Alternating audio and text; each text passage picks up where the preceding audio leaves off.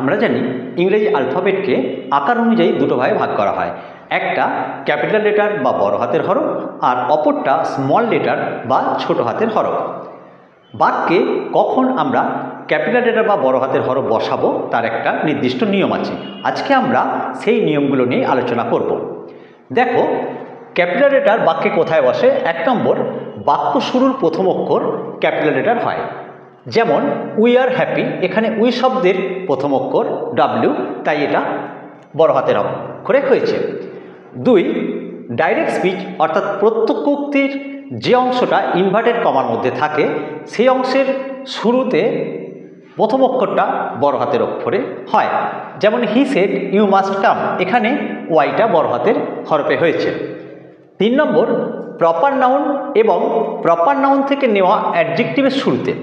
যেমন he came to Kolkata, Kolkata এটা একটা প্রপার নাউন, আমরা জানি কলকাতার প্রথম অক্ষর কে বড় হাতের হরফে হয়েছে।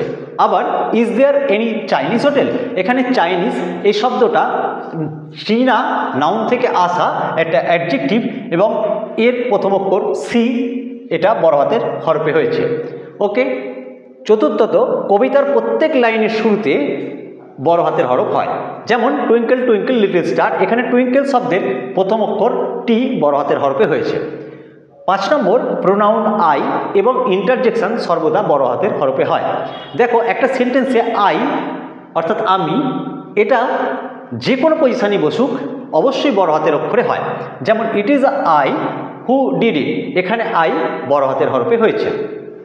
আবার ও হোয়াট আ ফুল ইউ আর, এখানে ও এটা একটা ইন্টারজেকশন এবং এর শুরুর প্রথম অক্ষরটা বড় হাতের হরফে হয়েছে। 6 নম্বর, ঈশ্বর বা ভগবানের নামের শুরুতে এবং তার পরিবর্তে বসা প্রোনাউনের শুরুতে ক্যাপিটাল লেটার হয়। অর্থাৎ এই বিশ্ব ব্রহ্মাণ্ডের যিনি মালিক, সেই ক্রিয়েটর অফ দিস ইউনিভার্স অর্থাৎ গড, তার নামের প্রথম অক্ষর বড় হাতের হরফে হবে এবং তার পরিবর্তে বসা কোনো প্রোনাউন সেটাও প্রথম অক্ষর বড় হাতের হরফেই হবে। যেমন trust in god and believe in him, এখানে গড সেই ক্রিয়েটরের কথা বলা হচ্ছে, সুতরাং এটা জিটা বড় হাতের হরফে হয়েছে। আবার তার পরিবর্তে হিম বসানো হয়েছে, তাই এইচটাও বড় হাতের হরফে হয়েছে। ওকে। তবে একটা কথা মনে রেখো, গড যখন কোনো দেবতা অর্থে হয় বা অ্যাঞ্জেল তখন কিন্তু সেটা বড় হাতের হরফে হয় না, তখন কিন্তু সেটা স্মল লেটারেই শুরু হয়। ওকে। 7 নম্বর হচ্ছে সংক্ষিপ্ত রূপ, সেটা কোনো দেশের সংক্ষিপ্ত নাম হতে পারে বা কোনো অফিসিয়াল পদের সংক্ষিপ্ত নাম হতে পারে বা কোনো উপাধি বা ডিগ্রি বা অন্যান্য কিছু যখন অ্যাব্রিভিয়েশন অর্থাৎ সংক্ষিপ্তকরণ আমরা করি তখন প্রত্যেকটা অক্ষর বড় হাতের হরফে হয়। যেমন ইউএসএ, বিডিও, এমএ। ওকে। 8 নম্বর হচ্ছে নামের আদ্যক্ষর পদবী ও উপাধিও বড় হাতের অক্ষর হয়। যেমন ডক্টর বিসি রয়, এখানে ডক্টরের ডিটা বড় হাতের হরফে হয়েছে, আবার বি, সি এবং রয়ের 8টাও বড় হাতের হরফে হয়েছে। তারপর দ্য প্রেসিডেন্ট, এখানে প্রেসিডেন্ট পি এটাও বড় হাতের হরফে হয়েছে।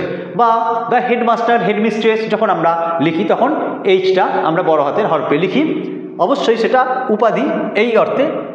ওকে। শিক্ষা সংক্রান্ত বিষয়ের নাম লিখতে অর্থাৎ কোনো বিষয় যেমন হিস্ট্রি, জিওগ্রাফি, সায়েন্স, এই সবগুলো বিষয়গুলোর নামের শুরুতে বড় হাতের হরফে হয়। 10 নম্বর হচ্ছে কোম্পানি বা প্রতিষ্ঠানের নাম। যেমন ধরো LIC of India, life insurance corporation of India, এর প্রত্যেকটা শব্দের প্রথম অক্ষর বড় হাতের হরফে হয়। যেমন স্টেট ব্যাঙ্ক অফ ইন্ডিয়া, দেখো প্রথম অক্ষরগুলো প্রত্যেকটা ওদের প্রথম অক্ষর বড় হাতের হরফে হয়েছে। তারপর রামকৃষ্ণ মিশন, এখানে প্রত্যেকটা শব্দের প্রথম অক্ষর বড় হাতের অক্ষরে হয়েছে। ওকে। তারপরে 11 নম্বর বিখ্যাত ঐতিহাসিক ঘটনা, যেমন দ্য সেকেন্ড ওয়ার্ল্ড ওয়ার, ওকে, বা দ্য ওয়ার্ল্ড ওয়ার ফার্স্ট। ওকে। এগুলো দেখো প্রত্যেকটা শব্দের প্রথম অক্ষর বড় হাতের হরফে হয়েছে। ওকে।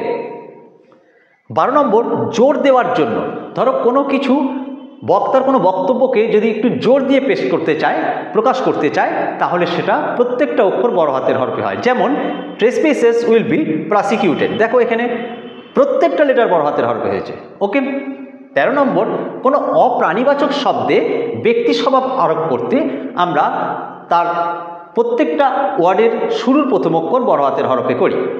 যেমন the north wind rattle on his roof. দেখো নর্থ উইন্ড এটা কিন্তু একটা অপ্রাণীবাচক শব্দ, কিন্তু এখানে এই নর্থ উইন্ডকে ব্যক্তিসত্তা আরোপ করা হয়েছে, ঠিক আছে, পার্সনিফিকেশন করা হয়েছে।